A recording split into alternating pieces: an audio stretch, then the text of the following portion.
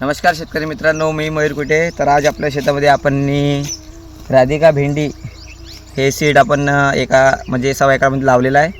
बघू शकता सप्टेंबर महिन्यातली 13 तारीख, पण काही कारणामुळे आपली जी भेंडी आहे हे थोडीशी लेट झालेली आहे आणि तिची जे वाढ पण आहे हे पण थोडीशी स्लो चालू आहे। कारण की तुम्हाला माहितीच आहे, सर्व शेतकरी अनुभव आहे, हिवाळ्यामध्ये हे भेंडीच्या वाढण्याचे जे प्रमाण आहे ते थोडंसं कमी प्रमाणात असते।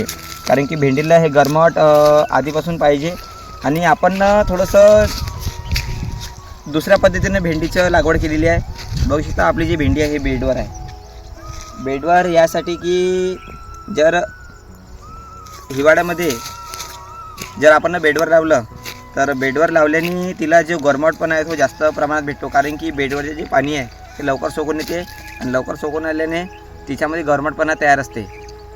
तर बघू शकता आपली हे जे पूर्ण व्हेरायटी आहे राधिका व्हेरायटी आहे आणि खूप छान अशी सिटिंग झाली आहे याची। आपण उद्या याचा तोडा करणार आहोत, बघूया किती किलो माल निघते। कारण की आतापर्यंत आपल्या भेंडीमध्ये बस 20 ते 22 किलो माल निघलेला आहे। समोर बघूया किती निघणार आहे।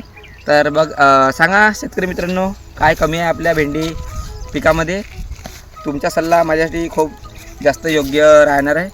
तर भेटूया पुढच्या व्हिडिओमध्ये। जय जवान जय किसान।